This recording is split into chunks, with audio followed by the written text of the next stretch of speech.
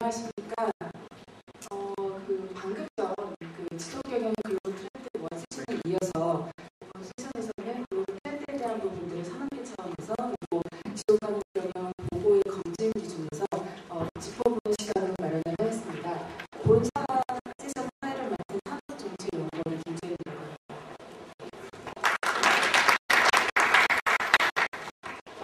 아직도 많은 분들이 안 들으셨는데요. 저희가 이번 세션 5분의 연습을 보셨기 때문에 시간 관계상 좀 빠르게 진행하도록 하겠습니다. 앞서 세션에서 많은 부분들이 언급이 되었겠지만 지속 가능 경영의 중요성에 대한 부분들은 최근에 더욱더 강조가 되고 있는 것으로 이해를 하실 수 있습니다.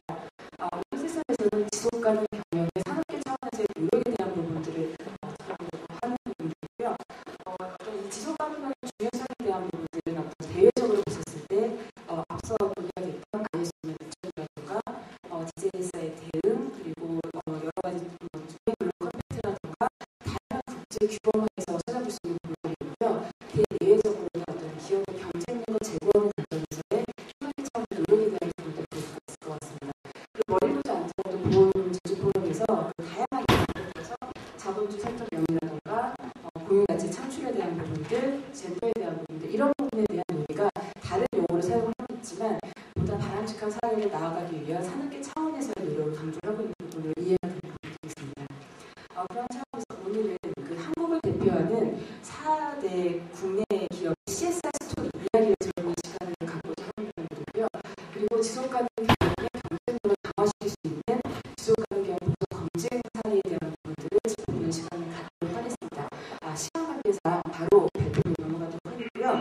첫 번째 사례는 기업의 소개가 필요 없는 SK 하이닉스 지속경제 수석팀장인 김동덕 사장님의 발표를 들어보도록 하겠습니다. 지속가능한 행복을 위해라는 제목으로 CSR을 준비해 주시도록 하겠습니다. 박수로 맞춰주시죠.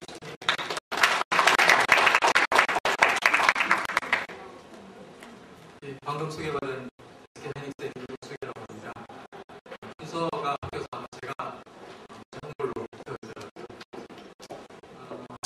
제목은 지속 가능한 행복을 위해서 행복을 추구하기 위한 노력을 그리고 또 그러한 사례들을 좀 말씀드리고자 합니다. 앞서서 어떠한 세션에서 CSR 지속 경영에 대한 어떠한 트렌드를 봤다고 한다면 저희들은 그 중에서도 좀 더 저희가 판매한 어떠한 사례들에 대해서 좀 더 심도 있게 말씀을 드리고자 합니다. 간단하게나마 나름대로는 유명하다고 하지만 또 악명도 높았던 하이닉스에 대한 사례를 잠시 또 말씀드리지 않을 수가 없을 것 같습니다. 저희 회사는 지난 88년도에 현대전자로 시작했습니다. 지금은 SK와 합병한 뒤로 SK 하이닉스로 저희가 윤리 경영을 출발한 지는 2000년 초부터 시작해서 저희가 2007년도에 지속 경영 부분은 본격적으로 시작했다고 보면 될 것 같습니다. 최근에 많은 사례를 저희가 외부에서 주는 나상도 많이 받았습니다만 그런 노력들이 담겨진 것 같습니다. 아시겠지만 저희들이 만드는 제품은 메모리 제품입니다. 반도체에 대한 분야가 좀 늦긴 합니다만 그 중에서도 저희들이 만드는 제품은 뒤에 랜드, 최근에 이 D메모리 중에서도 CIS 제품을 생산하고 있습니다. 그게 생산하는 공장은 국내에 있는데 그다음에 중국 공장 하나 해서 세 군데 공장이 있고요. 직원은 대략 230명 정도 됩니다. 말씀드렸다시피 저희들이 만드는 그 메모리, 특히 DL과 랜드 부분에 있어서는 합쳤을 경우에는 국내에 이제 삼성전자를 다음으로 저희가 메모리 분야에서는 2위이긴 합니다. 하지만 옆에 보시다시피 반도체 분야가 워낙 큽니다. 그리고 그 메모리를 제외하고 이제 비메모리 혹은 컨트롤러 혹은 CPU 그런 쪽 보시게 되면 상당히 크게 차지하고 있고 최근까지만 하더라도 7위 수준을 하고 있습니다. 본론으로 들어가도록 하겠습니다. 너무 시간이 좀 짧은 관계로 앞서 이런 ESR, ERCC 이러한 것들은 아마 대부분의 기업들이 당면한 과제이고 저희도 2011년 실적을 낸 2012년 보고서를 지난 5월 17일 날 발간한다는 그 기사를 낸 적이 있는데요. 그 보고서도 어떻게 보면 IS 26000 혹은 ERI 가이드라인 그런 정도를 다 만족하는 수준에서 저희가 보고서를 냈었습니다. 아울러서 다우존스 스텔레스 지수 같은 경우는 수간 경영 지수는 아시겠지만 지금 6월 초까지 대응이 완료되는 걸로 알고 있습니다. 저희도 마침 저희 회사도 어제 일을 끝내고 그게 이렇게 결과분하게 참석할 수 있었습니다. 아시겠지만 이 ESR 같은 경우도 공신력이라든지 갖고 있는 그 브랜드 파워가 크기 때문에 저희 회사도 지금 3년째 대응을 하고 있습니다. 그런데 제가 오늘 사실 좀 더 중요하게 다루고 싶은 부분은 ERCC입니다. ERCC는 플레이로 되게 되는 일렉트로닉 인더스트리 스리더십 콜리션이라고 해서 전자산업 시민연대입니다.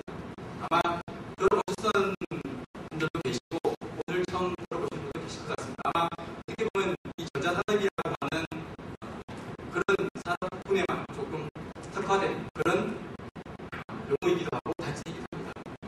보시게 되면 2004년도에 IBM, 델, HP 이런 큰 굴지의 회사들이죠. 완제품을 만들어서 소비자들에게 파는. 그래서 이런 기업들이 또 저희 회사에서 만드는 제품을 사갑니다. 그런데 이 ERCC라고 하는 단체들, 결국 이제 저희들의 고객사들이 우리 회사의 제품을 사가면서 어떠한 기술적인 부분, 품질적인 부분, 이런 부분은 당연히 어떠한 절차에 의해서 검증도 하고 오디트를 하고 있습니다. 하지만 그 이외에 어떤 사회적인 책임에 대해서 상당히 좀 가혹하리만큼 최근에 대두가 되고 있습니다. 그래서 그런 사례들을 제가 말씀드리고자 합니다. 말씀드렸다시피 2004년도에 발표한 ERCC라고 하는 단체는 그게 담고 있는 같은 그 네임에 코드 오브 컨덕트가 있습니다. 일렉트로닉 인더스트리 코드 오브 컨덕트라고 하는데 그 윤리 규범이 저희들이 이 감당해내야 될 어떤 사회적 책임이야 될 부분들을 상당히 많이 강조를 하고 있습니다. 그러니까 이미 저희들 고객사 이 ERCC라고 하는 단체에 대한 60~70%가 저희들 고객사이더라고요. 근데 이 단체에서 ERCC라는 그 이름 하에 오디트를 나옵니다. 사실 좀 따끈따끈할 그런 소식이기도 합니다만 저희가 그제 애플로부터 애플코리아로부터 그 SR 오디트가 있었습니다. 이틀 동안. 우리는 3일 예정이었는데 이틀 동안 받았습니다만 제가 사실은 이 지속적인 업무를 받고 나서 2008년도 이후에 처음 완전 풀 버전으로 저희가 오디트를 받았는데 상당히 진짜 참담했었습니다. 특히나 아는 그 부분에서 저희가 파인딩이 나타났었는데 특히 네이버 아웃 문제, 워킹 아웃 문제 이런 부분에 있어서 저희가 공개법을 충분히 따른다라고 생각하고 있었는데 그래도 저희들 고객사가 보기에는 아직까지도 미진한 부분이 상당히 많았습니다. 특히 이제 환경적인 부분을 상당히 꼼꼼하게 보더라고요.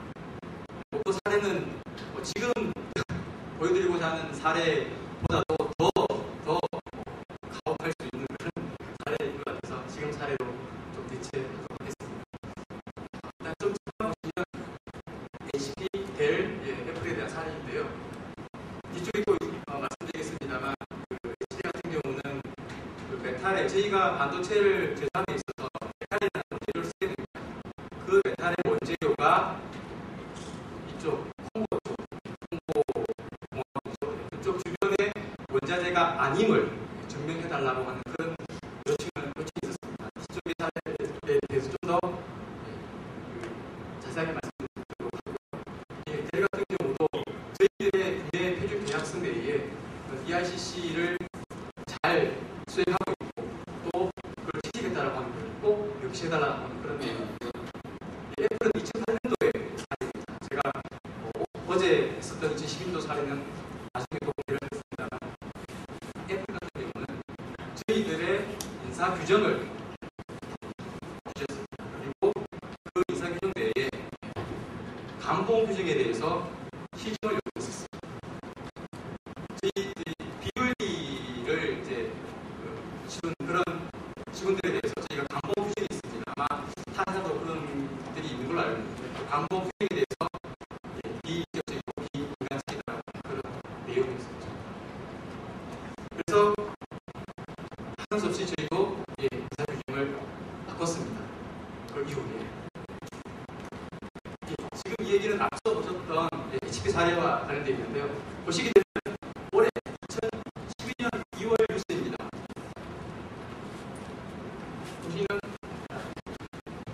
보시는 이 홍보 민주공화국 주변의 부대국에서 발생하는 채굴되는 원자재에 대해서는 국내에서 사용하지 말게끔 되는 거죠. 그게 미국에서 법제화가 됐습니다.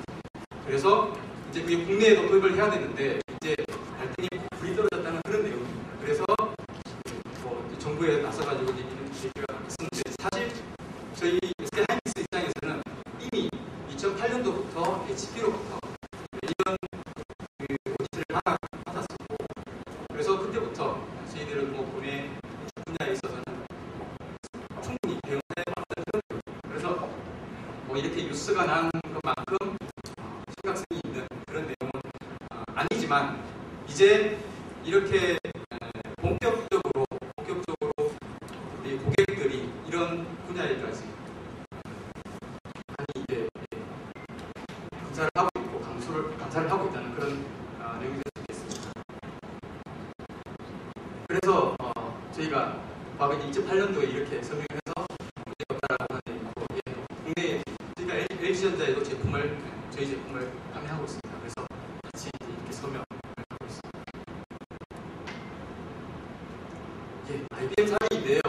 이건 사실 좀 말씀드리기 저희들로서는 좀 부담스럽긴 하지만 그래도 같이 공유하면 참 좋을 사례일 수도 있을 것 같아서 좀 부럽지만 소개를 해드립니다. 저희가 2010년도에 이런 문제에 대해서 지적을 받았습니다. 특히나 국내가 아니라 IBM 같은 경우는 저희 중국 공장에 대해서 상당히 스테이를 받았는데요. 제가 작년도에도 이 오킹아와 문제가 해결이 못했습니다. 사실 이 유기시간 추구하는 문제는 저희 국내 공장도 사실 자유롭지 않은 그런 일이었거든요. 그랬는데 바로 이 IBM 공사로부터 이쪽으로 레터가 왔었습니다. 이렇게까지 사실 크게 일이 벌어지진 않았지만 저희 입장으로서는 회사의 어떤 비즈니스에 영향을 미칠 수 있는 큰 사건이 일대 사건이 된 거죠. 그래서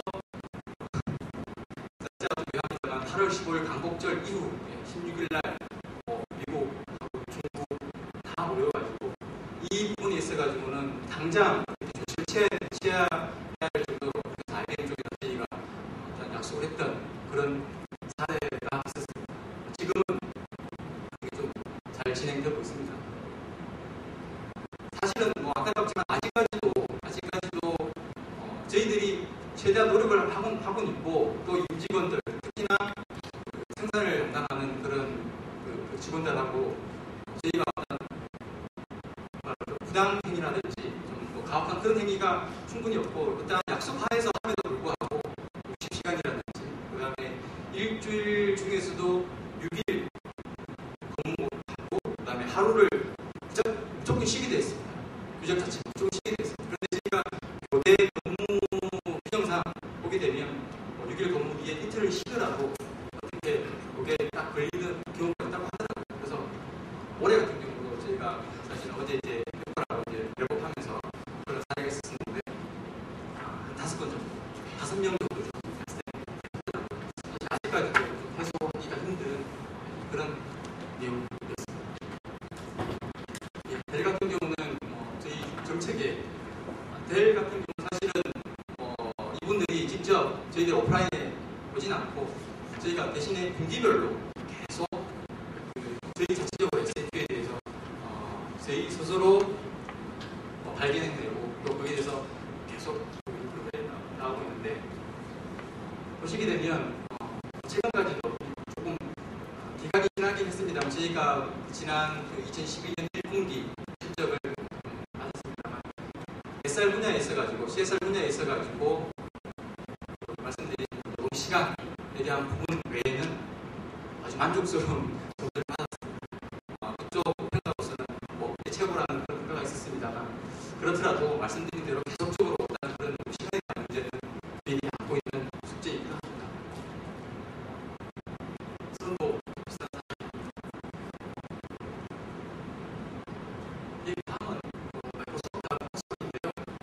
복수는 저희가 듣기로 그렇게 좀 안 좋은 그런 사례에 대해서 많이 들었습니다만 그래도 또 저희들이 보기에는 이런 분야에 있어서는 나름 CSR을 하려고 노력을 많이 하는 그런 회사였었습니다. 물론 뭐 그런 안 좋은 부분이 있었습니다만 저희들한테 윤리 경영, 지속 경영, CSR 활동에 대해서 잘 지켜달라고 하는 그런 서약을 요청해서 저희가 대응한 바 있습니다. 좀 요약하게 됐는데요. 저희가 7년도에 지속 경영을 본격적으로 시작했습니다. 조직을 세우고 8년도부터 제가 보고서를 매년 내어왔습니다. 보시게 되면 이런 조수가 결국 주에 2건 정도, 물론 프라이빗가 아닌 경우도 있습니다만, 레트인 경우도 있습니다만, 이런 분야에 대해서 지속적으로 최근 같은 경우는 더 많이 늘어난 걸 보시면 되죠. 그래서 저희도 지금 현재 국내 기업 중에서는 이 ICC에 가입한 회사가 삼성전자와 LG전자입니다. 그래서 그쪽 두 기업에서도 저희 일을 하는 그런 분들이 같이 좀 조행하자는 얘기를 계속 받고 있습니다만 최근에 좀 더 심도 있게 저희도 가입 검토를 하고 있는 중에 있습니다. 그래서 저희들은 최근에 이들 고객사들이 저희들의 어떤 CSR을 강요하고 있는 게 저희들만 CSR을 잘 하는 게 중요한 게 아니라 저희들의 또 다른 1차, 2차 서플라이어들에 대해서도 이 ICC라는 이름 하에 좀 확산해달라는 걸 계속 요청을 하고 있습니다. 앞서 보셨던 수선이나 그런 회사들도 그런 사례들입니다. 그래서 저희가 작년 초부터 1차적으로 대략 한 200개 저희들 주요 기업을 해서 같이 하고 또 그 확산에 대해서 더 노력하고자 하는 노력을 하고 있습니다. 그래서 올해도 좀 더 이제 더 확대해서 매출의 기준을 좀 더 넓혀서 더 저희 협력회사들과 같이 진행하려고 하고 있습니다. 앞서 보셨던 그 작년의 노력에 대한 그런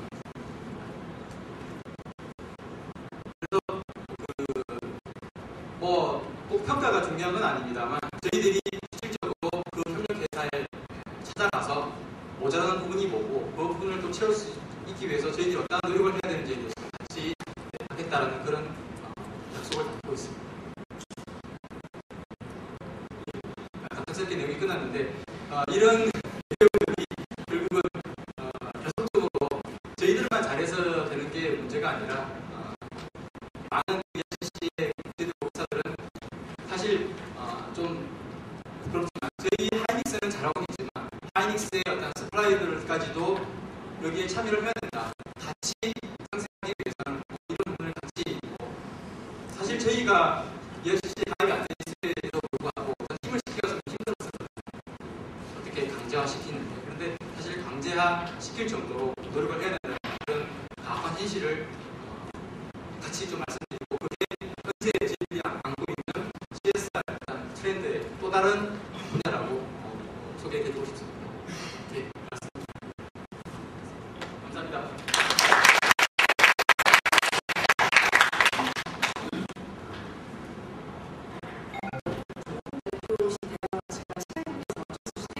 저희 마음 좀 이해해 주시죠. 우선 그 지속가능 경영에 대해서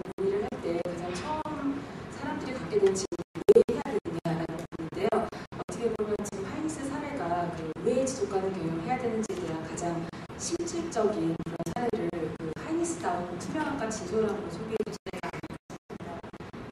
시간 관계상 바로 다음 발표로 넘어가도록 하겠습니다. 다음 발표는 경제적 청약 차원에서 신승장도 소식 많이 들으셨을 겁니다. 기아 자동차의 글로벌 CSR에 대한 사례를 들고 있는데요.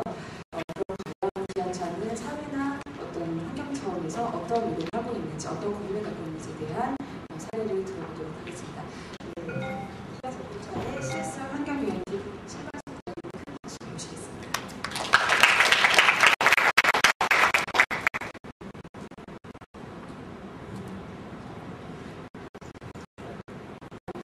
네, 안녕하십니까. 저는 그 기아 자동차에서 CSR과 환경을 맡고 있는 신관수라고 합니다. 원래는 그 환경 영역만 맡고 있다가 사회보험과 농업에서 부서명도 CSR 환경 영역팀을 맡게 됩니다. 앞으로 그 BIC 대표님께서 그러시는데 요즘 조동성 교수님께서 CSR로서 CSV로 가야 된다. CSR 팀 바꾼 지 얼마 되지도 않았는데 그런 상황도 갑자기 들었습니다.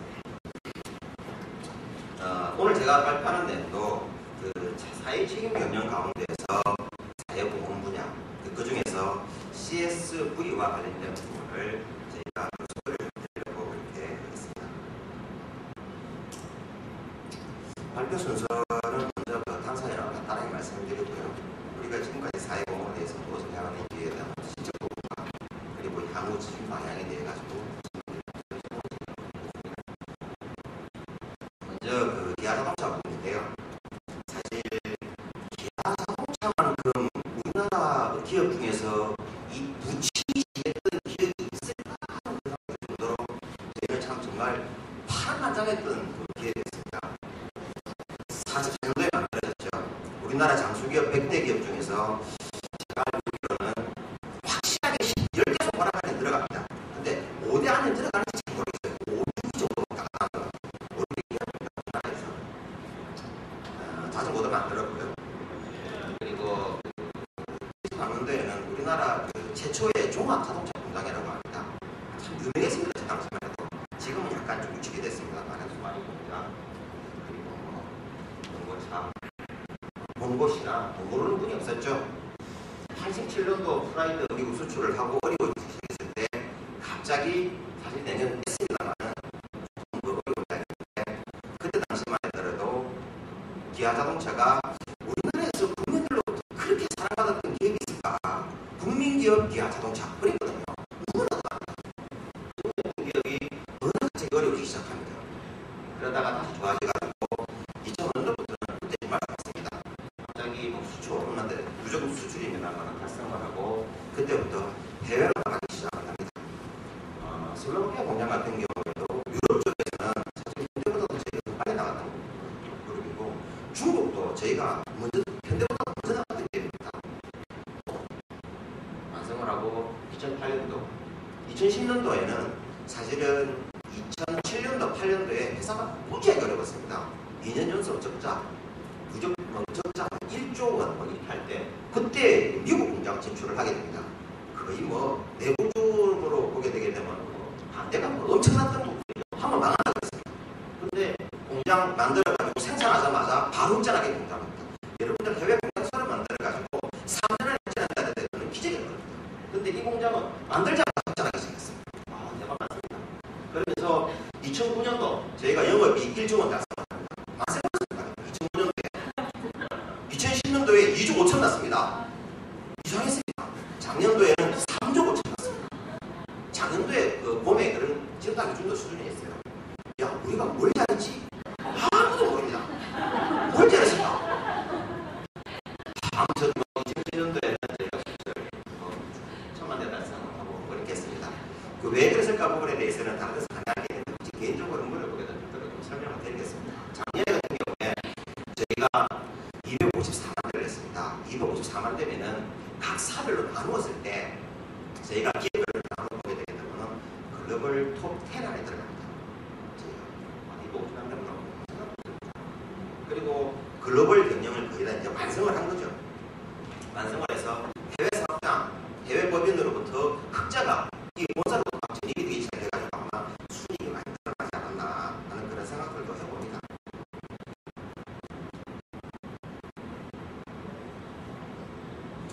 그러면서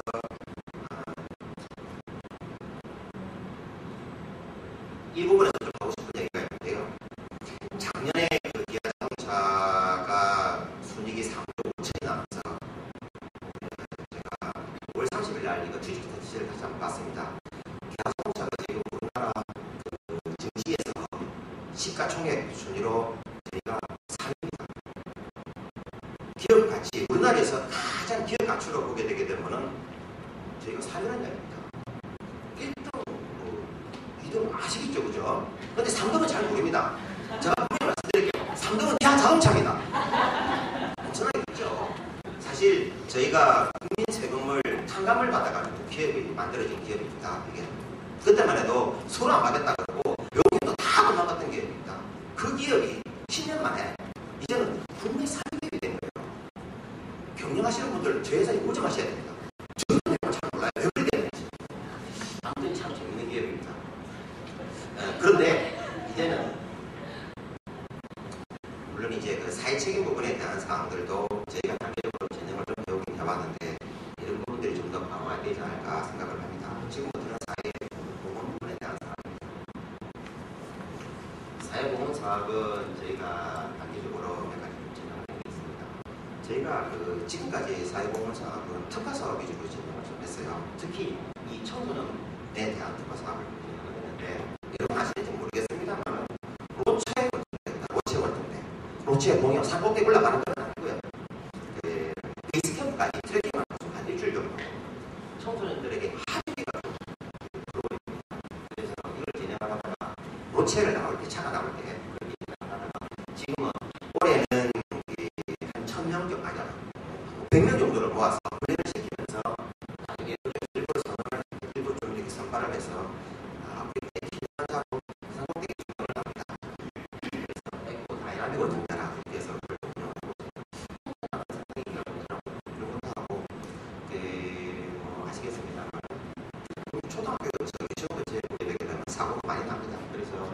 원정 지킴이 캠페인을 갖다가 저희가 2008년도부터 지속적으로 운영을 하고 있고 올해 좀 확대할 운영이고요. 유럽 지역 같은 경우에는 아프리카 말리 지역에 저희가 그 자토르파 나무를 심고 있습니다. 지금 2007년도부터 5년간 해가지고 저희가 한 350만 소 정도 자토르파 나무를 심었어요. 이 자토르파 나무가 좀 특이합니다.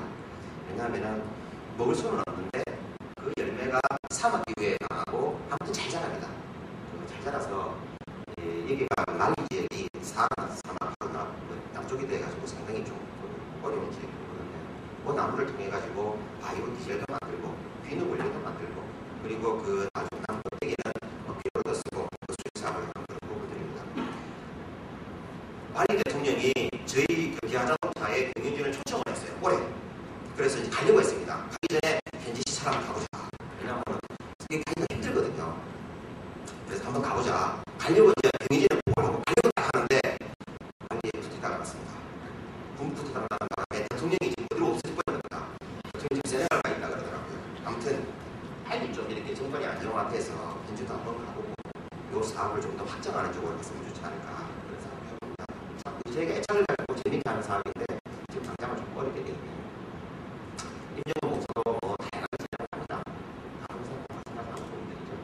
글로벌 사회 보는 사업 나왔던 부분들입니다. 이거는 각 세트로 진행을 좀 하고 있는데요. 먼저 그 미국 공장 같은 경우에는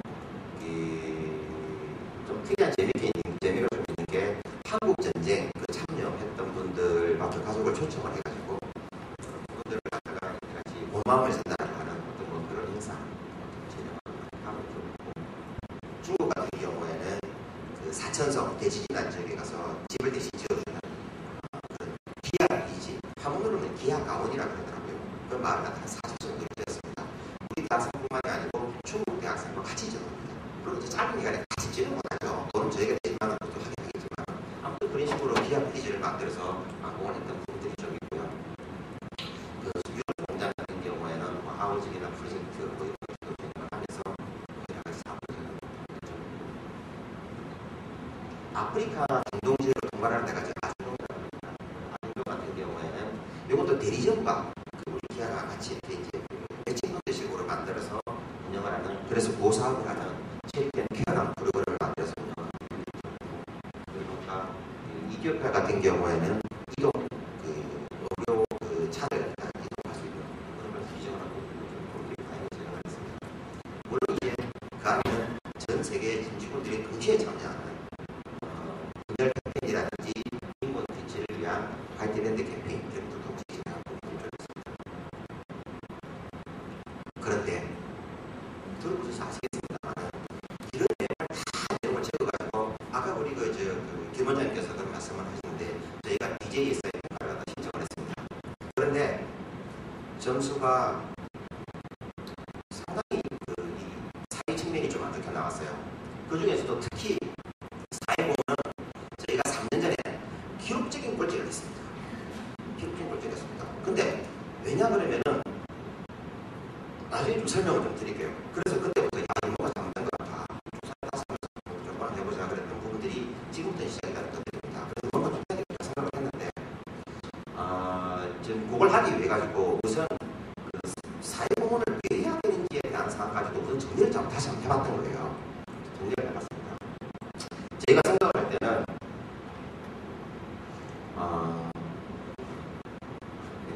저희가 생각할 때는 이 소비자에게 뭔가 좀 법일할 수 있지 않을까 하는 어떤 그런 법을 때문에 했던 건 사실입니다. 그런데 따져보니 내용을 들어가서 보니까 이게 시장 경쟁 관점에서 시장에 진출할 때의 부분 어떤 그런 필요한 또 사실 좀 있고요. 그리고 또 하나 문제는 내부 관점에서 이 조직원들의 회사에 대한 충성도가 엄청나게 떨어졌다는 걸 알아요. 여러분 아시는지 모르겠는데 저희가 대학생들한테 현대차 그룹이 인기 거의 1순위입니다. 왜냐고 물어보게 되면 월급이 세다 그래요. 월급 많이 줍니다. 네, 맞습니다. 신입사원들 엄청 셉니다. 제가 보세요. 그런데 월급을 그렇게 주는 거하고 실제로 조직이 낮아졌다고는 전혀 안 맞는 부분들을 좀 알게 됩니다. 그래서 이런 거를 위해서도 더 필요하다. 그러니까 한번 다시 한번 정리를 해서 경영청에 얘기를 해가지고 사회보험은 다시 한번 강하게 정리해야 된다는 말씀을 동의를 받고 두 번째는 우리 상황을 판단을 한번 해봤습니다. 왜 우리가 그런 문제가 있을까? 나는 경영사들하고 좀 웃기죠, 그죠? 우리하고 보다 경영사는 아닌 것 같은데 저희는 경영사라고 생각을 합니다. 포드나 혼다나 복사형 쪽을 좀 해보니 이쪽 같은 경우에도 상당히 앞서 나가 있다는 체계적으로 잘 되어 있다는 걸 좀 느꼈어요. 저희가 사실 이건 좀 잘못적으로 표현을 너무 작게 그렸던 것 같은데 전체 부분에서 저희가 상당히 좀 위축되어 있다는 부분을 좀 느꼈습니다. 자, 그런데 여러분 어떻게 할 것이냐에 대해서 얘기를 하는데 이때 당시에 CSV 개념이 나온 겁니다. CSV. 야, CSV인데 말이야. 그거는 SV거든 나온다. SV가 뭐냐? 사실 이거부터 정해야 되는 부분들이에요. SV를 어떻게 하는 거야? 기업과 고객이 같이 갈 수 있는 공유 가치가 뭐냐? 사실 그건 중요한 겁니다. 이걸 정하는 것이. 그래서 이걸 갖다가 생각을 한번 해봅니다. 나중에 얘기했습니다만 사회보험 사업은 목적, 대상, 영역, 과정 요 네 가지 범위라는 거의 카테고리에 다 들어갑니다. 그걸 분리를 좀 해보면서 실질적으로 우리가 할 수 있는 할 수 있고 또 우리가 전달하고자 하는 가치는 무엇이고 또 지역사회에서 우리한테 기대를 하고 그 사람들이 필요한 가치는 무엇인지 요거 이점점 이것이 공유 가치가 아닌가 이런 생각을 했던 거죠. 그렇지, 저것이 공유 가치다. 그렇게 해서 저희가 그 회사 내에 가지고 있는 브랜드 가치, 브랜드 전략, 경영 전략, 마케팅 전략 다 모아봤습니다. 그 다 모은 걸 가지고 그 중에서 사회보험과 관련되는 관점을 쫙쫙쫙 정리를 해보니 사실은 그 중에서 나왔던 부분들이 이 모빌리티와 챌린지였습니다. 이 표현을 이렇게 하자면 만들어 놓고 보니까 너무 좋더라고요. 너무 좋더라고요. 모빌리티는 사실은 유엔에서 정한 처음에는 그 장애인의 어떤 이동권에 관한 그런 부분들이 인간의 기본권이다 했던 것을 시작을 했던 건데 요즘 하나 범위가 확장이 돼가지고 확장을 하죠. 여기서 말하는 모빌리티는 그런 모빌리티가 아닙니다. 자동차라 그래야 되겠다. 순기능이 있고 역기능이 있어요. 역기능이라 그러면 역시 도요타 같은 경우에는 CSR 환경부입니다. 자기는 환경도 진행을 했지만은 사회보험도 환경을 하겠다 그래요. 그러니까 그 역기능을 줄여나가는 쪽으로 하기 위해서 제품 개발을 하고 한다 얘기를 합니다. 근데 제품 개발하는 게 왜 환경인지 잘 모르겠어요. 아무튼 이게 왜 사회보험입니까? 그렇지만은 자동차에는 순기능이 있습니다. 순기능이 뭔가 하게 되게 되면 자동차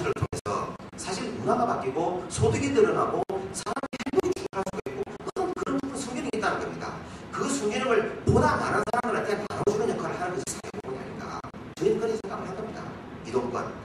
이변에서 말하는 교통약자에 대한 이동권보다는 좀 그 자동차 보유의 어떤 그런 순기능을 살리고자 하는 그런 부분들이었고, 두 번째는 챌린지입니다. 챌린지는 저희 그 각종 전략 부분에 보게 되면 우리 도전 정신은 어디나 다 들어가 있습니다. 혁신하자, 변화하자, 그런 것들은 어디나 다 있거든요. 그래서 그건 잘 드러나는 챌린지가 아닌가. 그렇게 해서 저희는 공유 가치를 이 모빌리티와 챌린지로 생각합니다. 슬로건도 되겠습니다. 우리 그 해외에서 오랫동안 공부를 해가지고 근무해서 우리가 특별히 체험한 여자 중력분이 한 분 계십니다. 그분이 만들었던 어벤트웨이트고 5개 시간 잡고 임직원 참여 부분도 고려해야 되는 부분들이고요. 그래서 저희는 이 사업을 실현하기 위해서 어떻게 할까 생각을 하게 돼가지고 이런 사업을 좀 더 확대를 하고, 그리고 기업별로 특화 사업을 진행을 하자. 그리고 대표 사업을 배정을 해야겠다. 알려야 되니까. 그래서 사업장에 있는 부분들에 대해 가지고는 이동권을 주제로 해가지고 별도로 사업을 진행을 해라 하는 대신에, 사업장이 없는 지역에 대해 가지고는 저희 본사에서 주도적으로 해서 전 세계 사업장이 모두 참여하는 어떤 그런 대표 사업을 진행하려고 합니다. 대상은 아프리카 지역입니다. 아프리카는 인구수도 늘어날 거고요. 지금 경제 성장률도 높아지고 있습니다. 앞으로 신시장으로서 가치가 분명히 있다고 생각을 합니다. 그리고 그 사람들은 이동에 대한 문제 때문에 상당히 고통을 받고 있는 지역이에요. 저희 모빌리티, 챌린지 개념이 정확하게 들어맞는 지역은 아프리카가 아닌가 생각을 해서 올해 탄자니아와 말레이에 저희가 그 대표 사업 기아 그린 라이트, 예, 녹색 신호등이죠. 예, 녹색 신호등인데 그린 라이트, 한국말로는 초록불이라고 했습니다. 그 사업을 저희가 함께 진행을 합니다.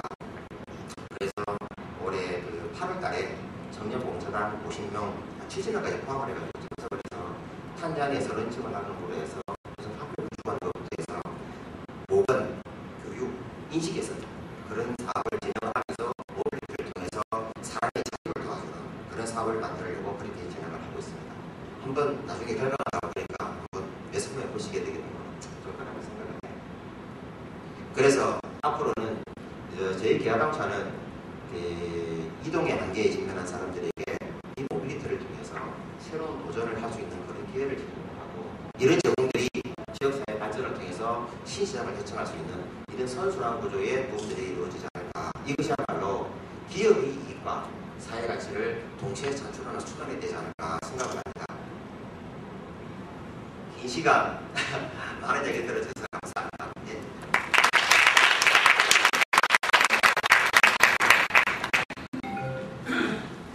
짧은 시간이 너무 아쉽지 않나 생각을 합니다. 기아차는 2003년도부터 지속가능 경영 보고서 10년째 변환을 하고 있습니다. 그 제어가 무부라고 알고 있는데요. 자동차를 통해 세상에 긍정적인 영향을 준다는 부분을 알고 있습니다. 그런 사례들을 이제 짧은 시간에 아주 잘 설명해 주셨다고 생각합니다. 다음 발표는 풀무원으로 넘어가도록 하겠습니다. 사랑받는 기업이라는 그러한 어떤 슬로건에 가장 적합한 알맞는 기업이라고 생각을 합니다. 기업 풀무원 전략적 CSR을 통한 지속 경영 발현망 개발실 구호 심사분을 발표해 드리도록 하겠습니다. 큰 박수 부탁드립니다. 예, 안녕하세요. 예, 풀먼의 바른망 경영실 유홍상입니다. 앞에 발표해 주신 하이닉스, 그리고 또 기아차, 제 뒤에 발표하신 KT 등에 비해서는 저희 회사가 아마 좀 인지도는 좀 떨어지는 것 같고요. 주말에 아마 마트에 가서 카트를 한 번도 끌어보지 않으신 남자분들은 풀먼이 뭐하는 회사인지 아마 잘 모르시는 분들도 계시지 않을까. 그래서 저희 풀먼에 대해서 먼저 좀 잠깐 설명을 좀 드리고요.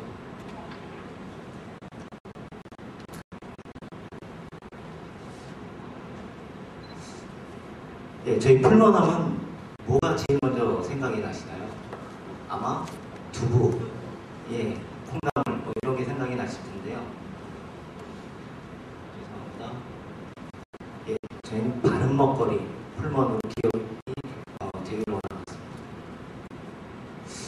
풀먼 그러면은 또 어떤 분들은 그게 푸다에서 나오는 거 아닌가 이렇게 말씀하시는 분들도 계신데요. 그렇진 않고요.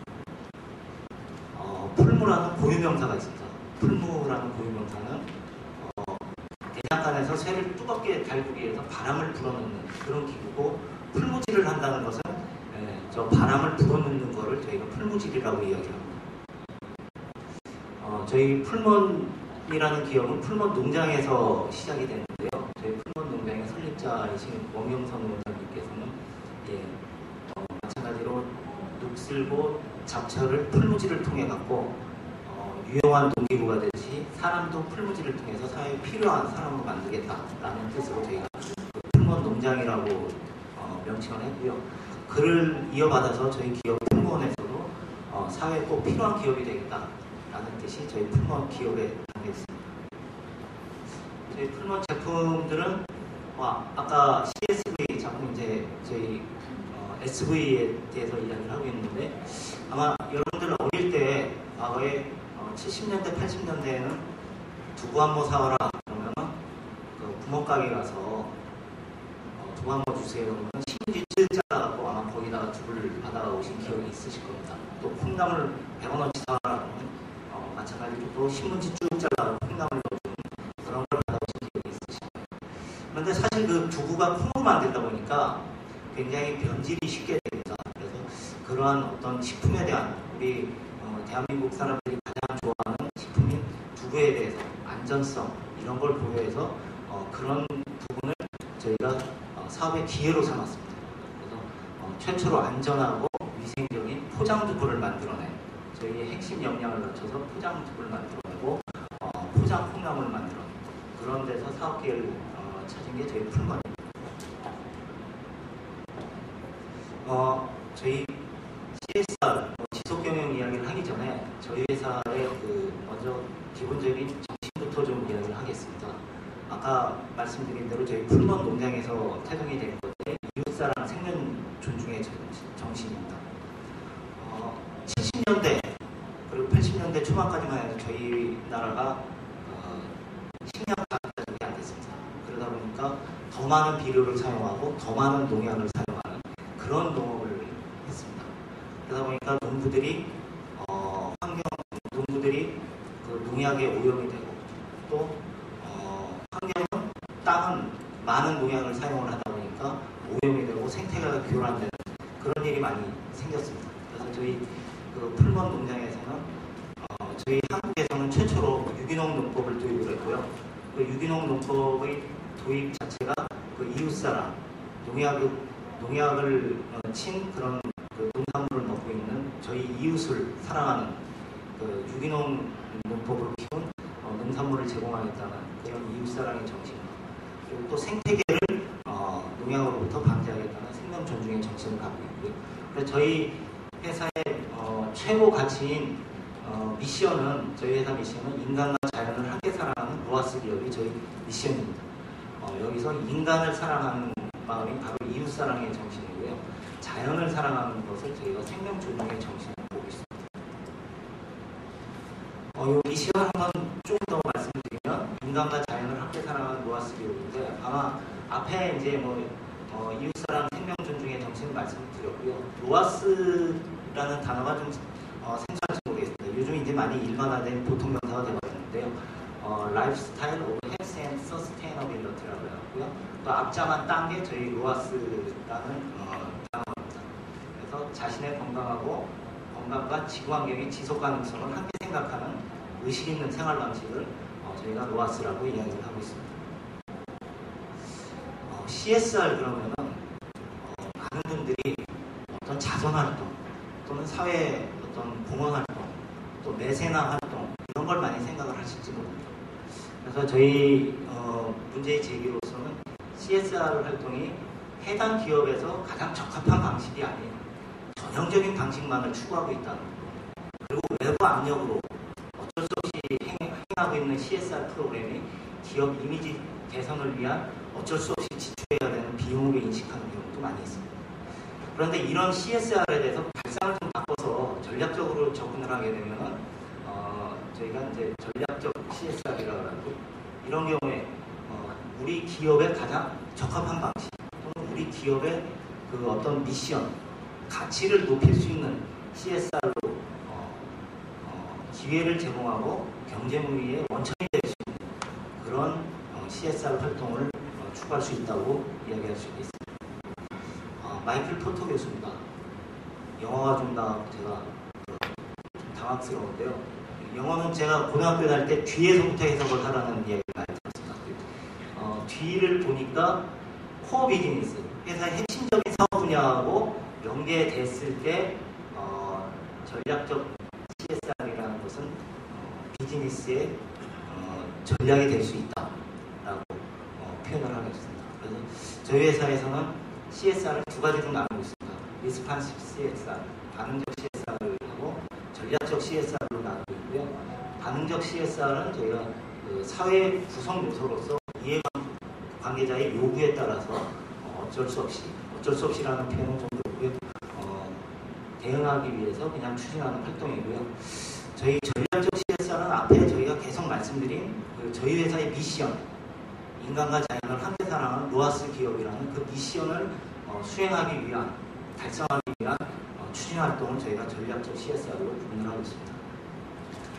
이 장편은 저희가 2011년 3월 그리고 또 2012년 3월에 발간한 저희 지속경영 보고서에 나와 있는 순서입니다. 저희 지속경영 보고서에도 이런 그 전략적 CSR과 반응적 CSR 두 가지 체계로 나눠서 구분을 하고 있고요. 아까 전 세션에서 조동선 교수님께서 말씀하셨는데 영어 보고서하고 지속경영 보고서하고 분리해서 보고를 하고 있는 게 우리나라의 현실이다라고 말씀을 주셨는데 저희 회사는 지속경영 보고서를 3월달에 발간합니다. 3월달에 발간하는 이유는 저희 그 정기 주총에 지속경영 보고서를 애니얼 리포트, 공식 레포트로서 제출을 하고 있습니다. 지속경영에 관한 이야기를 먼저 놓고 그 뒤에 영어 보고서를 플러스시켜서 지속경영 보고서를 작성을 하고 있습니다. 이게 이제 저희 회사의 그 지속경영 그리고 CSR 그리고 컴플라이언스에 대한 어떤 개념도입니다. 그래서 가장 위에 저희가 궁극적인 얼티밋 골로는 지속경영, 서스테이너빌리티 를 보고 있고요. 그 다음에 컴플라이언스는 베이직으로 다 하는 거고, 그리고 CSR은 아까 말씀드린 대로 전략적 CSR을 위주해서 저희가 어떤 기본적인 툴, 도구로서 보고 있습니다. 전략적 CSR에 대해서 몇 가지만 좀 중요한 내용만 좀 설명을 드리도록 하겠습니다. 식품 안전관리 원칙. 저희가 이제 먹거리를 만드는 회사이기 때문에 바른 먹거리를 만들기 위해서 식품 안전관리 원칙을 철저히 지키고 있습니다. 이 부분은 간단하게 말씀을 드리면 법규에서 요구하고 있는 조건보다 한층 더 강하게 한 발 더 나아간 그런 내용으로 저희가 관리를 하고 있습니다. 저희가 그 오랫동안 그 인삼 사업을 건강기능식품을 만드는 그 회사를 갖고 있음에도 불구하고 인삼을 사용한 건강 제품을 만들지 못했습니다. 그 이유는 인삼 제품이 필요 이상의 농약이 많이 사용되기 때문에 저희가 그 인삼 제품, 홍삼 제품을 저희 고객들에게 판매하기 시작한 게 바로 작년부터 팔기 시작했습니다. 그 작년부터 팔기 시작한 연유는 저희가 갭 시스템, 갭 인증을 받은 Good Agricultural Practice라는 그 갭 인증을 받은 철저한 원료가 검증된 그런 인삼 그리고 홍삼을 확보할 수 있었기 때문에 작년부터 저희가 그 인삼 사업을 시작을 했고요. 두 번째로 저희가 생산 이력 정보 시스템, 트레이서빌리티를 시스템화하고 있습니다. 이건 조금 쉽게 설명을 드리면 여러분께서 마트에 가셔서 저희 회사 주력 제품인 두부나 콩나물을 사시게 되면요, 그 뒤에 보면 바코드가 있습니다. 그 바코드를 저희 그 풀무원 홈페이지 접속을 하셔서 남바를 입력을 하시면은 그 두부가 어디에서 생산이 됐고 그 두부를 그 콩을 재배한 사람은 누구고 그 정선을 한 곳은 어디고 그리고 그 콩을 보관했던 곳은 어디고 그리고 언제 제조했고 언제 어떤 방법으로 생산했는지까지 저희가 쭉 이력 관리를 철저하게 할 수 있습니다. 저희 두부 제품 어떤 제품을 사시더라도 저희 홈페이지에서 이런 내역을 확인을 하실 수가 있습니다. 그리고 완전 저희 세 번째는 저희 완전 표시제를 실시하고 있습니다. 여기 뭐 보시다시피 뭐 제조일자, 유통기한뿐만이 아니고 미국 FDA 기준의 14가지 영양성분 표시에 대해서 정보 표시를 하고 있고요. 이런 완전 표시제를 통해서 소비자들에게 줄 수 있는 이익은 식품에 대한 완전한 정보를 주고 또 식품을 고르는 안목을 기를 수 있도록 만들어주고 전반적으로는 우리 국내 식품 산업의 질을 높여서 더욱 안전한 식품을 선택할 수 있도록 그렇게 고객에게 주는 이익이 있다고 생각합니다. 네 번째는 이제 저희가 2012년도부터 중점적으로 실시하고 있는데요. 바른 먹거리 확인 캠페인입니다. 우리 아이들, 우리의 미래인 우리 아이들에게 먼저 식품 표시 확인 방법, 그리고 식품 첨가물에 대한 바로 알기 방법, 그리고 식품 영양소에 대한 바로 알기, 이런 것들을 교육을 하고 있습니다. 그래서 저희가 초등학생 대상으로 하고 있고요. 2011년도에는 25개 초등학교 총 100회, 그리고 전체적으로 145회 교육을 진행을 했고요. 2012년도에는 저희가 240회 교육을 목표로 하고 있습니다. 이런 바른 먹거리 확인 캠페인을 위한 별도의 재단과 사회적 기업을 설립을 했습니다. 재단은 벌써 설립이 끝났고요. 사회적 기업은 저희가 6월 달에 출범을 할 계획입니다. 저희 회사 연수원이라고 할 수 있는 건데요. 로하스 아카데미입니다. 현대인들이 진짜 직접 로하스를 체험할 수 있는 곳. 그래서 저희가 이곳에서는 4가지 생활 습관 체험을 할 수 있습니다. 식습관 생활을 할 수가 있고요. 또 몸 습관, 그리고 마음 습관, 그리고 환경 습관, 직접 영농도 해보고요. 술 체험도 직접 해보는 그런 프로그램을 가지고 있습니다. 특히 저희 로하스 아카데미에서는 지열만 사용합니다. 그렇기 때문에 겨울에는 가시면은 조금 더 샤워하시는데 지열을 사용하다 보니까 물이 그렇게 뜨겁지 않습니다. 그래서 조금 샤워하시는데 좀 어려움이 좀 있습니다. 그리고 개인적인 샤워 시설은 없고요. 한 번 쓰고 버리는 종이컵, 종이 냅킨 이런 거는 절대로 없습니다. 지역사회하고 동반 성장의 문제도 있죠. 그래서 저희 회사에서는 강화도에 있는 지적장애인이 생산한 강화도 우리마을 국산콩나물을 브랜드화해서 서브 브랜드로 저희가 활용을 하고 있고요. 또 연천군의 연천콩, 또 펀치볼콩으로 두부 제품을 생산해서 그쪽 지역에 맞는 활동을 하고 있습니다. 또 저희 신규 바른 먹거리 시장을 모색을 하고 있는데요. 영화관 가시면 여러분들 팝콘하고 콜라 드시지 않습니까?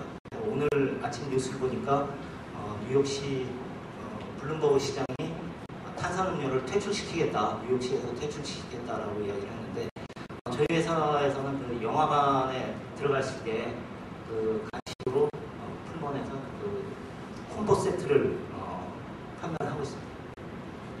그리고 이건 저희 급식 회사인데 ECMD 그 나트륨을 줄이고 건강을 위해서 나트륨을 좀 적게 섭취하자는 캠페인을 진행하고 있습니다. 반응적 CSR에 대한 부분인데요. 내용이 좀 많아서 지금 종소리가 나오고 좀 빨리 끝내야 될 것 같은데 사실은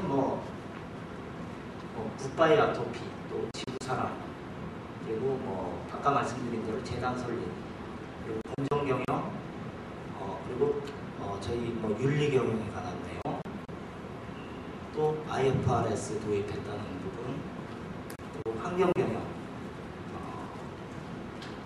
환경 경영 부분에서는 저희 그 공장에서 나가는 폐수를 농업 이용수로까지 사용할 수 있을 정도까지 저희가 철저하게 관리를 하고 있습니다. 자, 여기까지 발표를 마치도록 하겠습니다. 감사합니다.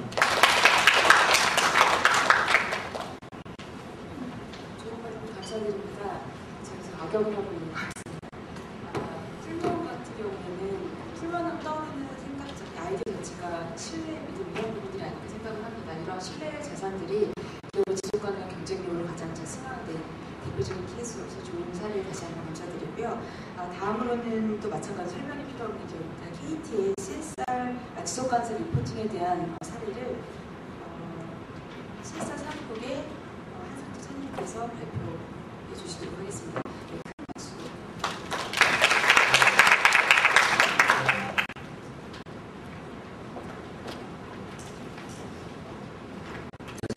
KT 홍보실에 근무하는 한상철입니다. 앞서 좋은 말씀 많이 들었고요. 앞에서 말씀드린 사항은 굉장히 거시적인 내용들 많이 말씀해 주신 것 같습니다.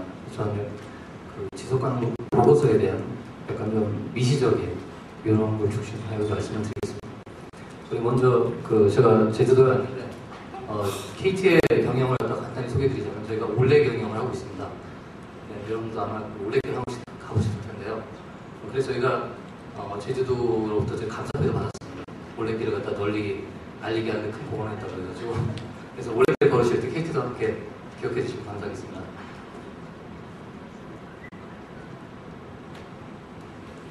그럼 간단히 KT에 대해서 소개를 드리겠습니다. KT는 1981년도에 최신부에서 분리돼가지고 한국전기통신공사가 설립되었고요. 그리고 2002년도에 완전 민영화가 됐습니다. 어떤 분들은 이제 아직까지 KT가 공기업으로 생각을 하시는데 민영화한 지 10년이 넘었습니다. 그리고 2009년도에 KTF 자회사를 갖다 합병해가지고 현재의 모습에 이르고 있습니다. 그리고 주요한 서비스로는 IPTV, 그 다음에 초고속 인터넷, 그 다음에 무선전화, 그 다음에 유선전화 이런 서비스들이 있고요. 3만 1000명의 직원들이 근무를 하고 있습니다. 그리고 작년 매출이 22조 원이었습니다. KT 지속가능 보고서를 발간하게 된 계기에 대해서 비유와 비슷하게 좀 설명을 좀 드리겠습니다. 저희가 2006년부터 지속가능 보고서를 갖다 발간을 했는데요. 좀 약간 우연한 계기에 좀 발간을 하게 되었습니다. 제가 속한 조직이 약간 한시 조직이어가지고 좀 새로운 좀 일자리를 좀 찾고 있었는데 담당 상무님께서 영국에 시그마라는 개념이 있더라. 이게 뭔지 조사해봐라. 이런 지시를 좀 하셨어요. 그래서 저희가 조사를 해보니까 이게 지속가능 경영의 어떤 툴 같은 그런 것이었습니다. 물론 이제 이게 시그마라는 것이 우리 GE에서 잘 알려진 식스시그마 경영혁신 툴은 아니고요. 그래서 그걸 계기로 해가지고 저희가 보고서를 갖다가 전격적으로 발간을 했습니다. 2006년도에 발간할 때는 저희들이 영문도 발간 안 하고 국문만 발간을 했습니다. 그리고 그때 전격적으로 발간한 것이 우리나라 통신업계에서는 최초의 보고서가 됐습니다. 좀 통신업계가 좀 늦게 좀 발간을 했죠.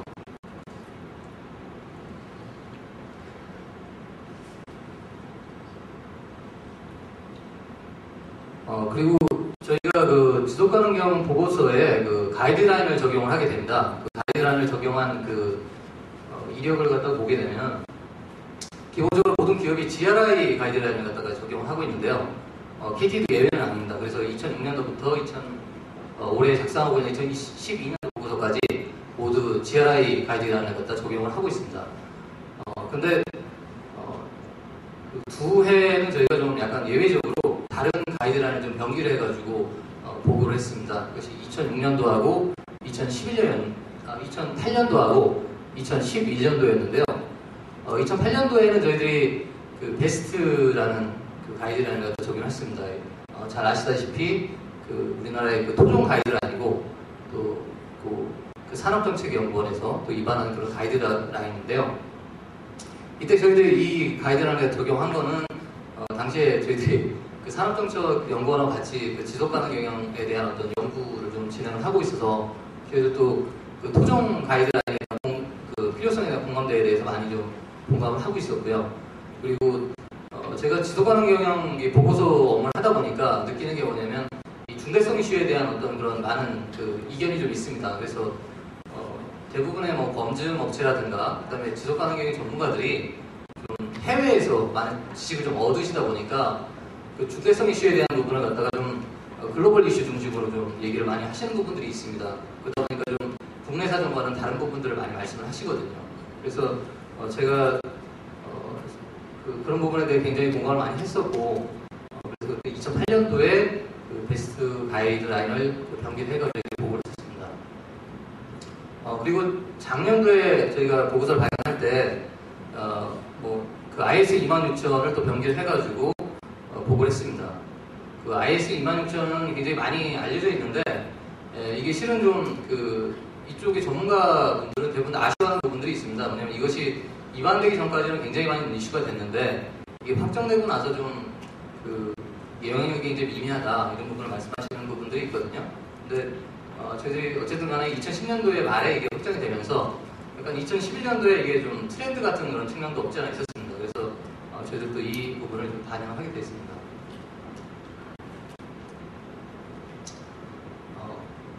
나머지는 제가 좀 보고서를 작성하는 실무를 좀 담당한 사람으로서 이 보고서를 작성할 때 어떤 부분을 좀 고민을 하게 됐는지 그런 부분을 중심으로 좀 설명을 좀 드리려고 합니다.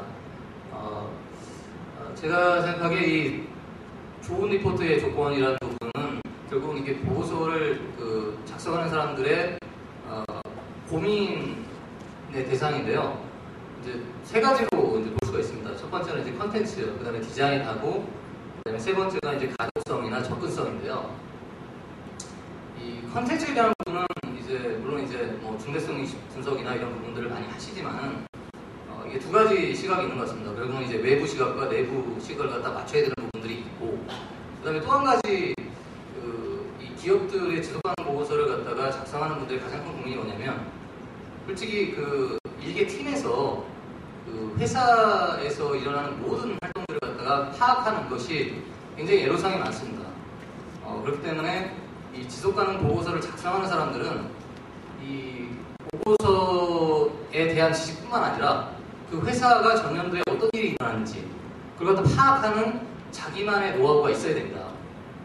그래서 저도 이제 그런 부분을 갖다가 이제 굉장히 좀 노력을 많이 했는데, 저 같은 경우는 이제 회사의 전사 공지사항이라든가 아니면 전년도에 뭐 게시판이라든가 이런 걸 갖다가 전년도 걸 다 리스트를 갖다 리스트업하게 되면 빠진 부분을 갖다가 좀 메꿀 수 있는 그런 장점들이 굉장히 많이 있습니다. 그래서 혹시 뭐 여기에서 이제 뭐 다른 기업에 보고서 작성하시는 분들도 그런 부분을 활용하게 되면 굉장히 유용하지 않을까 하는 생각입니다. 그리고 디자인에 대한 부분인데요. 디자인은 굉장히 좀 반가울 수도 있는데 어떻게 보면 이 지속가능 보고서를 보시는 많은 분들이 지속가능형 보고서의 어떤 취지나 이런 부분을 갖다 전혀 이해하지 못하는 분들이 많이 계시거든요. 그러니까 이런 부분들은 오히려 이 디자인을 갖고 보고서를 갖다 평가하는 부분들이 많기 때문에 굉장히 중요한 부분이라고 생각이 듭니다. 그리고 세 번째로 이제 가독성이나 접근성에 대한 부분을 갖다 말씀을 드렸는데, 결국은 우리가 아무리 좋은 보고서를 만들더라도 이걸 갖다가 어떻게 독자들한테 전달할 것이냐, 그 다음에 어떻게 쉽게 이해를 시킬 거냐에 대한 부분이 굉장히 중요한 부분입니다. 저희가 작년에 지속가능형 보고서를 발간하면서 국내에서 처음으로 아이패드의 어플 버전으로 지속가능 보고서를 발간했습니다. 그래서 혹시 아이패드가 있으신 분들은 KT 지속가능경 보고서를 치시면 와이파이가 되시는 곳에서는 다운로드 받으실 수 있거든요. 한번 좀 다운로드 받으셔도 좋을 것 같습니다. 향후에 저희가 지속가능 보고서에 대해서 고려하고 있는 사항들에 대해서 간단히 설명을 드리겠습니다. 먼저 이제 지금 이제 18대 국회가 끝나고 이제 19대 국회가 이제 개원하게 되는데요. 가장 중요한 것이 어떻게 보면 이 규제나 이제 법이나 이런 부분들이 어떻게 개정이 되느냐 하는 부분에 굉장히 많은 영향을 미치게 됩니다. 그래서 실제로 지난번 저희들이 녹색 성장 기본법이나 이런 부분에 보면 녹색 공시에 대한 부분이 이제 강화가 되면서 저희들이 주주나 이런 분들이 보시는 사업 보고서나 이런 부분에 지금 환경에 대한 요소가 추가가 되도록 그렇게 좀 강제가 됐습니다. 그래서 기업들이 그 부분을 준수하기 위해서 올해 사업 보고서부터 이 부분이 좀 반영이 됐는데요. 근데 18대 국회에서도 이제 그런 부분들이 있었는데 지금 지속가능 보고서를 갖다가 이제 발간하고 있는데 이 사업 보고서의 이 환경 성과와 사회 성과를 갖다가 이제 강제로 반영하게끔 하는 법안이 발의는 됐었습니다. 발의는 됐었는데 지금 뭐 계류 중이었다가 결국은 이제 이게 흐지부지 됐는데 지금 19대 국회의 어떤 구성이라든가 그다음에 어떤 복지에 대한 이렇게 좀 그 부분에 대한 굉장히 좀 강조를 하고 있기 때문에 이 지속가능 경영에 대한 어떤 공시라든가 이런 부분에 있어서도 어떤 법안이나 이런 측면에서 변화가 있지 않을까, 이런 분들이 굉장히 앞으로 기업들의 어떤 지속가능형 보고에 큰 영향을 미칠 거라고 예상을 좀 하고 있습니다. 그리고 두 번째는 지금 그 전 세계적으로 이제 통합 보고서에 대한 부분이 지금 논의가 활발하게 좀 이루어지고 있습니다. 그래서 이 통합 보고서가 이제 발간이 되게 되면 앞서 말한 그 법안의 부분 개정에도 국내 개정에도 굉장히 많은 영향을 미칠 것으로 생각을 하고 있고요. 그렇게 되면 자연스럽게 이 지속강령 보고서가 아까 말씀하셨던 영업 보고서나 사업 보고서하고 합쳐지는 그런 트렌드로 좀 굳어지지 않을까 예상을 하고 있습니다. 그리고 세 번째로 이제 그 ESG 평가인데요. 대표적인 ESG 평가로는 이제 DJSI가 있습니다. 네, 이 DJSI가 보면 이제 기업들한테 굉장히 좀 압박을 주는 부분들이 없지 않아 있습니다. 왜냐하면 그 주주들이 이 어떤 평가에 굉장히 관심을 많이 갖고 있기 때문에 어떤 기업들의 어떤 그 경영진이라든가 아니면 이제 다른 그 분야에서 근무하시는 분들한테 굉장히 좀 큰 압박이 되고 있고 또 이런 부분들이 보면은 그 ESG 평가에서 강조하는 부분들이 결국은 그 지속가능 경영 성과에 대한 어떤 공시라든가 외부 커뮤니케이션을 어떻게 할 것이냐 하는 부분에 굉장히 많은 초점이 맞춰져 있거든요. 그래서 이 ESG 평가 요소들이 어떻게 또 바뀌고 그런 요소들이 기업들에 어떤 영향을 미칠 것인가에 따라서 또 이 지속가능형 보고서가 좀 달라지지 않을까 좀 예상을 합니다. 그리고 마지막으로 그 지속가능형 보고서의 어떤 목적, 효용에 대해서 간단히 좀 설명을 드리겠습니다. 제가 처음에 저희 회사의 사례에 대해서 말씀드린 것처럼 처음에는 약간 트렌드나 아니면 상세 지시 때문에 지속가능 보고서를 발간하게 됐는데 이제 그 다음에 좀 한두 해 발간하다 보면 이 보고서를 왜 발간하냐 뭐 이런 고민을 좀 시작을 하게 됩니다. 그래서 찾게 되는 것이 리스크 매니지먼트, 그다음에 이제 커뮤니케이션, 그다음에 이제 명성 관리 뭐 이런 어떤 유용한 어떤 항목들에 대해서 좀 이것이 바로 지속가능 보고서의 목적이다 이렇게 좀 인식을 하게 되는 경우가 많은 것 같습니다. 그리고 실제로 국내 기업들의 어떤 지속가능 경영의 수준도 많은 기업들이 이 수준에 머물러 있는 것 같고요. 그다음에 이제 그 KT도 어떻게 보면 이제 이 수준에서 지금 위로 올려가야 되는 걸 노력하고 있는 단계라고 좀 말씀드릴 수 있을 것 같습니다. 그리고 제가 오늘 보니까 앞서 발표된 어떤 뭐 기아자동차라든가 아니면 하이닉스라든가 풀먼은 이 세 번째 단계에서 상당히 좀 경제에 오르지 않았나 이런 좀 생각을 좀 했는데요. 결국은 이 CSR이나 지속가능 경영이 궁극적으로 가야 할 방향은 어떤 그 사회적 책임 뭐 이런 그 어떤 그 기업 이런 것이라기보다는 그 기업의 어떤 혁신이라든가 아니면 마케팅이라든가 이런 부분들 결국은 기존의 경영인데 그 경영 전략과 융합되는 그런 단계로 좀 가야 될 것 같다는 생각이 들고요. 그다음에 또 한 가지 뭐냐면 결국은 기업의 경영이라는 것이 결국은 스테이크홀더 릴레이션 매니지먼트입니다. 결국은 IR이라든가 PR이라든가 CR, 그다음에 이제 고객에 대한 부분이라든가 이런 부분들이 결국은 이 스테이크홀더에 대한 매니지먼트를 어떻게 가져갈 것인가의 문제인데 이걸 갖다가 어떤 통합적인 관점에서 관리를 하지 못하는 것이 사실입니다. 그래서 이 지속가능 경영을 갖다가 또 보고서 이런 부분들을 이것을 통합하는 도구로 삼아야 되지 않을까 그런 생각을 합니다. 한 가지 덧붙이자면 2011년도에 KT는 그 지속가능 경영이나 사회적 책임 관련해가지고 좀 외부 평가에서 좀 좋은 성과를 좀 거뒀습니다. 그래서 앞서도 DJSI에 대한 말씀을 좀 많이 하셨는데요. DJSI에서 저희가 통신 분야에서는 그 전 세계 1위를 했습니다. 전 세계 1위를 했었고 제가 국내 기업들 중에서 전 세계 1위를 산업별로 한 기업이 4개가 있었습니다. 삼성전자하고 KT하고 현대건설하고 롯데쇼핑 이제 각 산업에서 전 세계 1등을 한 거거든요. 제가 그 점수를 좀 우연한 기계에 보니까 이제 그 KT가 다른 기업들에 비해 나쁘지 않더라고요.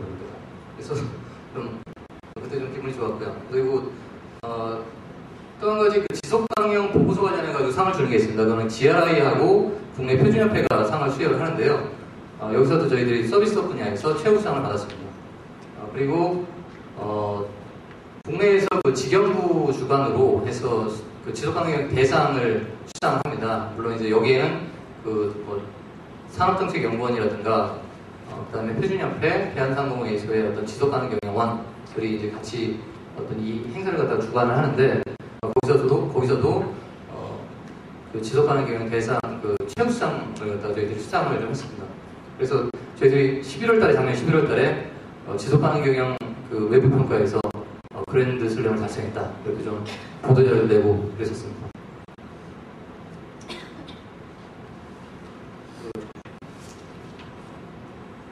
네, 이상으로 발표를 마치겠습니다. 감사합니다.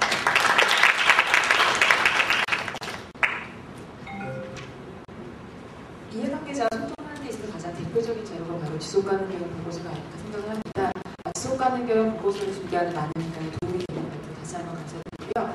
오늘 마지막 발표입니다. 실상 이 검증이라는 단어 들어보시는지 모르겠는데요.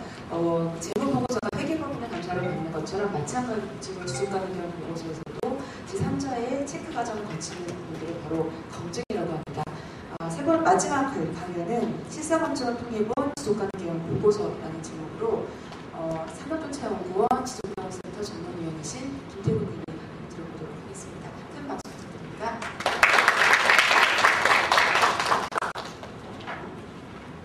안녕하십니까, 김태훈입니다.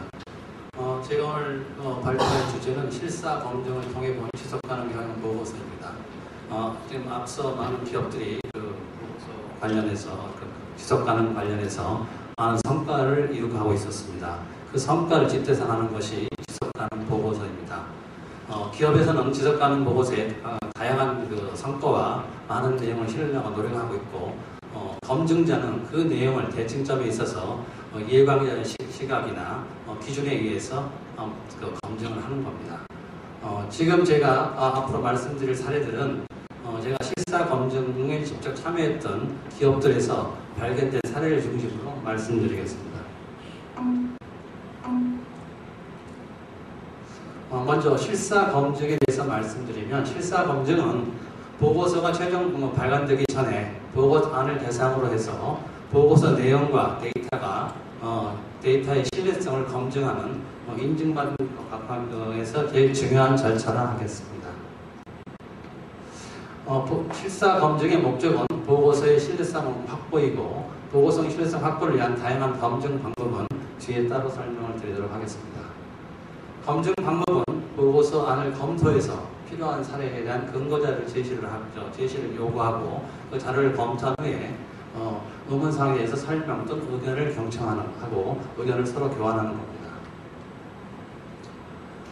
이러한 보고서를 검증할 때 차관 사항은 우선 몇 가지 중요한 사항을 말씀드리면, 실제로 이해관계자가 참여한 프로세스가 있는지 또는 실제로 참여한지를 평가하는 중대성 평가 과정에 대한 적정성이라든지, 주요 이슈에 대해서 제대로 성과를 기술하고 있는지, 적정한 표현을 사용하고 있는지, 제시된 내용의 구체적인 근거를 확인하고 있습니다. 또한 긍정적이나 부정적인 부분 모두를 균형 있게 기술하고 있는지, 보고된 내용 관련 프로세스가 실제로 이행되고 있는지를 점검하고 있습니다. 최근에 보고서 작성 트렌드를 말씀드리면, 최근 3개년 동안 제가 참여한 검증 보고서에 제안된 내용입니다. 대부분의 보고서는 중대성 평가를 토대로 주요 이슈를 도출하고 있고, 지속가능 경영 성과를 크게 경제, 사회, 환경 부분으로 구분하여 기술하고 있었습니다. 또한 각종 성과는 AS 등 검증 기준이나 GRI, 베스트 가이드라인 등의 인덱스를 통해 충족 여부를 비교하고 있었고, 비교적 성과 위주의 홍보 방식으로 기술을 하고 있는 것으로 인지하였습니다. 또한 대부분의 보고서는 독립된 제3자 검증을 실시하고 있었습니다. 이러한 것을 경험해 볼 때 요즘의 보고서는 다양한 이슈와 많은 성과를 기술하고 있고, 국제적 검증 및 보호 기준에 부합되는 보고서를 발간하려고 노력하고 있음을 인지했습니다. 그러면 검증 이슈별 체크 관점에서 본 그 사례를 제가 말씀드리겠습니다. 이해관계자 참여 및 중대성 평가 관련해서 S4의 경우에는 이해관계자 참여 프로세스가 각 이해관계자별로 대상에 따라 명확히 구분되어 있지 않고 포괄적 의견 수렴 형태를 띠고 있습니다. 예를 들면 VOC를 통해서 이해관계자와 커뮤니케이션을 하고 있는데, 상시적으로는 홈페이지 Q&A와 이사장과 대화를 이용하고, 매월 해피콜을 통해서 고객의 칭찬과 불만, 제안을 접수하고 있다 했습니다. 이렇게 하면은 각 이해관계자별 특성에 따라서 저희가 어떤 부분이 집적되는지를 알 수가 없는 애매한 경우가 되기 때문에 분명한 대상이 필요하다 생각됩니다. 사례 2의 경우에는 다양한 이해관계자 참여 프로세스가 수립되어 있지만 적정한 수의 모수가 이해관계자 참여하지 않고 있었습니다. 예를 들면 이해관계자 설문조사를 하면서 영업 관련 직원이 32,000명인데 35명이 설문조사에 응했습니다. 거기서 나온 실체적인 이슈 발굴이 될 수 있을지 검증자 입장에서는 한 번쯤 생각해 볼 수 있는 거고, 총 보상 관련 직원이 14,000명인데 실제 참여한 사람이 66명이었으면 이러한 것을 대비한다면 적정한 인원이 참여하는 노력이 꼭 필요하다 생각이 듭니다. 사례 3의 경우에는 프로세스는 수놓게 있지만 프로세스의 실질적 활성화 노력과 운영의 성과 분석, 대책 강구 등 지속적 관리가 잘 되지 않고 있었습니다. 대표적인 사례가 일반적인 사항으로 협력회사 간담회, 고객 간담회입니다. 실제로 협력회사 간담회를 검증을 해본 결과 CEO가 참여한 간담회에서 제한된 내용이 아무것도 없었고, 또 거기에서 새로운 어떤 불만이나 의견 수입이 돼서 정책 수립된 게 없었습니다. 그러나 이러한 중요한 소통의 채널을 그냥 가만히 두지 않고 실질적인 활성화 노력을 한다면 좋은 아이디어를 얻을 수 있기 때문에 실질적인 활성화 노력이 있어야 될 것 같습니다. 또 중요한 사항 중에 하나는 각 부분의 성과를 기술하면서 성과의 기술 제목이나 또는 소제목이 중대성 평가를 통해서 발견된 주요 이슈와 연계가 잘 되지 않고 있습니다. 주요 이슈를 보면 뒤에서 어떤 부분이 성과가 있는지를 봐야 되는데 매칭이 잘 안 되는 경우가 많이 나왔습니다. 그 다음에 표현의 적정률, 보고서는 많은 사람이 보고 있습니다. 전문가도 볼 수 있고 일반인, 이해관계자, 주주나 볼 수 있지만 그 모든 사람을 대상으로 하기 때문에 쉽게 쓰고 이해하기 쉽게 써야 되는데 예를 들면 이런 용어가 많이 쓰입니다. 기업에서 쉽게 쓰는 용어지만 일반인들한테는 생소한 용어, 불필요한 외래어를 많이 사용하고요. 특히 영어 약자는 원문과 한글 뜻이나 의미를 병기해야 되는데 지금 예에서 보는 것 같이 임원 성과 보상 체계를 설명하면서 재무지표는 사업 단위별 매출액, EBIT, ROIC 등 경제적 지표를 설정하며 SQI 지수, 고객만족도, ES 확률 구성 등 이러한 영어를 썼을 때 재무적 전문가는 이런 내용을 알 수 있지만 일반 이해관계자나 독자들은 잘 알 수가 없어서 이 회사가 정말 좋은 일을 하고도 그 표현의 방법상 알 수 없는 경우가 많이 있었습니다. 그 다음에 제시된 내용의 구체적 근거 확인 검증해본 결과 실제적 내용이 없이 그냥 단순한 포괄적 표현만 사용하는 경우도 많이 있었습니다. 매년 부문별 윤리경영 과제를 선정하여 평가하고 있다. 실제 어떤 일이 일어나고 있는지 이해관계자는 알 수가 없는 표현을 사용하고 있고, 물론 검증 과정에서 실제적인 내용을 확인하였습니다만은 이러한 부분도 한 번쯤 고려해야 될 부분이고, 어떤 그 제도를 운영하고 있다고 막연하게 하는 것은 우리가 지양해야 할 것이 아닌가 하는 생각이 듭니다. 특히 회원사 및 협력사의 기술 지원을 하고 있다는 표현을 썼는데 어떠한 내용이 되는지 어떠한 규모가 됐는지가 전혀 나타나지 않는 경우도 발견된 사례입니다. 그 다음에 긍정적인 부분과 부정적인 부분 모두 기술하는 그 균형성을 갖고 있는가를 제가 살펴봤는데 대다수의 보고서에는 부정적인 부분을 언급하지 않고 있었습니다. 그러나 K사의 경우에는 상당히 좋은 사례가 있었습니다. 실제로 구성원이 윤리규범 위반 행위로 2건이 있었고 사규에 따라 징계치를 하였으며 공정거래위원회로부터 시험지를 받은 바를 솔직히 공개하고 그러한 부분에 대한 대책을 수립하고 있기 때문에 이 회사의 지속 가능성은 이해관계자들이 봤을 때 믿을만 할 수 있다고 봅니다. 그래서 부정적인 부분을 숨기거나 또는 누락시키지 말고 이렇게 같이 함으로써 독자나 이해관계자가 이 회사의 지속 가능성을 믿게 만드는 그런 보고서가 되어야 될 것 같습니다. 그 다음에 정보의 소집 분석 등에서 내부 검증 과정 중 이런 부분은 각종 자료가 있을 때 그런 자료들이 경영진이나 또는 검증위원회에 통과를 해서 그런 것들이 경영층에 알리는 그런 검증 장치가 있다는 그 검증 부분인데 이런 부분들은 많이 하고 있습니다만은 형식적인 경우가 좀 많이 있어서 오히려 그런 부분을 활성화시킴으로써 거기서 만들어둔 모든 자료가 믿을 수 있는 자료로 인정받을 수 있으면 좋은 생각입니다. 또 하나 보호된 내용 속에 있는 프로세스가 실제 이행된 여부입니다. 지사 같은 경우에는 중대 이슈 도출을 IPS의 중대성 평가 모델을 활용한다고 되어 있는데 실제 검증을 해보니까 정부, 지역사회, 협력영단체 전문가 각 1인 3명의 의견을 듣고 중대 이슈를 도출한 겁니다. 물론 전문가이기 때문에 상세한 내용을 할 수 있지만 이 밖에도 다양한 이해관계자가 있습니다. 그 이해관계자의 주요 이슈 도출을 놓치고 있는 겁니다. 그래서 이런 부분들은 실제 IPS의 중대성 평가를 따랐다고 한다면 실제 그대로 해야 되는데 그걸 하지 않고 모델만 이렇게 쓰고 있는 겁니다. 그래서 이런 부분들도 보고서를 만드는 분들은 한 번쯤 생각해 볼 부분입니다. 그 다음에 변화된 내용에 대한 사용 설명이 필요한가, 필요한 항목이 있는지를 검증해 본 결과 P사 경우에 이런 사례가 있었습니다. 이해관계자 설문조사를 했는데 그룹사 전체 평균은 64%입니다. 긍정적인 의견이. 근데 그 중에 특히 A사 경우는 45%입니다. 독자가 볼 때는 45%의 긍정이라면 55%의 직원은 절대 찬성하지 못하거나 긍정하지 못한다면 이 회사에는 상당히 문제가 있는 회사로 오해받을 수가 있습니다. 검증과 관계에서 확인해 보니까 이 회사는 설립된 지가 얼마 안 됐고 많은 외부 직원이 있어서 그룹사에 돌아가는 내용을 모르고 있기 때문에 이러한 일이 있었다 한다면 그러한 내용을 변기해서 앞으로 이런 일들은 어떻게 하겠다는 얘기가 된다면 이 회사의 신뢰성이 있는 보고서로 독자들한테 이해가 될 것입니다. 이상과 같이 다양한 사례를 제가 간단하게 말씀을 드렸는데 이 사례는 일반적인 사례일 수도 있고 또는 그 사례에 따라서는 개별 기업의 사례일 수도 있습니다.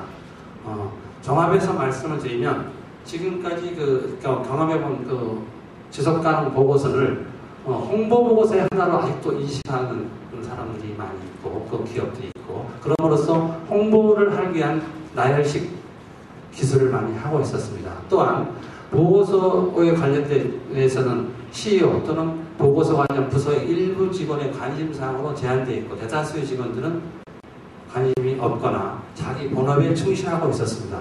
사실 지속가능 보고서는 그 기업이 얼마나 노력하고 있고 앞으로 생존 가능성이 무엇인가를 보여주는 그것을 지배하는 보고서인데 그 보고서의 중요성을 일부 직원이나 또는 CEO만 안다는 것은 문제가 있어서 전 직원의 관심과 참여가 필요하고 또한 이 보고서가 우리 기업의 발전에 굉장히 중요한 영향을 준다는 인식의 변화가 필요하다고 하겠습니다. 또한 지속가능 경영 보고서의 발간은 자기 발전에 기여한다고 생각합니다. 보고서의 검증, 또 보고 기준 충족 여부가 대부분의 보고서를 만드는 사람이 관심사항입니다. 어떻게 하면 각종 GRI나 이런 인덱스에 맞는가, 여기에 어떤 것을 연결시킬까 그 개념이 중요한 것을 하는데 사실은 그거보다는 보고서 작성 과정을 통해서 그동안 회사가 이룩한 변화 또는 개선사항의 실적을 검증함으로써 회사의 지속 가능성을 스스로 검증하고 미흡한 부분에 대한 대책을 수립함으로써 회사의 지속 가능성을 지원하게 되는 겁니다. 지금까지 말씀드린 내용은 검증자 입장에서 말씀드리지만 지속 가능 보고서를 만드는 사람이 검증자의 입장을 반영해서 이 얘기를 보고서를 작성한다면 좀 더 내실 있고 신뢰성 있는 보고서가 될 것 같습니다. 앞으로 이런 부분이 반영되기를 기대하면서 발표를 마치겠습니다. 감사합니다.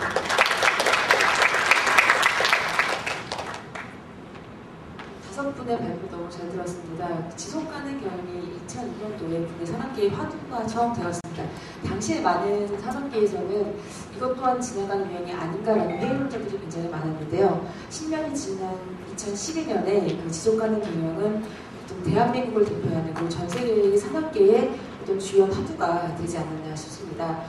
이렇게 지속가능 경영을 어떤 기업의 경제 우위 차원에서 계속해서 개발하고 계시는 국내를 대표하는 오늘 4대 기업의 실세 담당자들에게 어떤 공헌을 드리고 싶은 부분들이고요.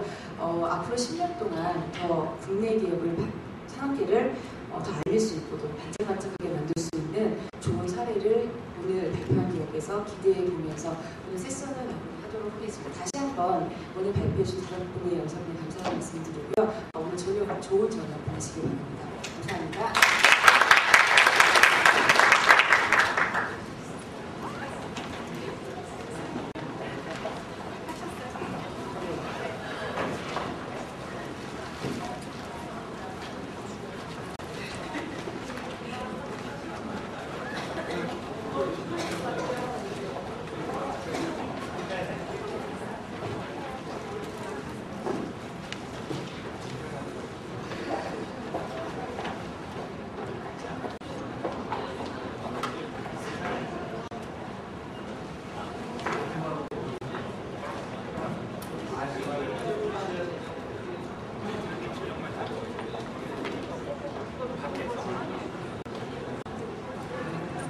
빠르시죠.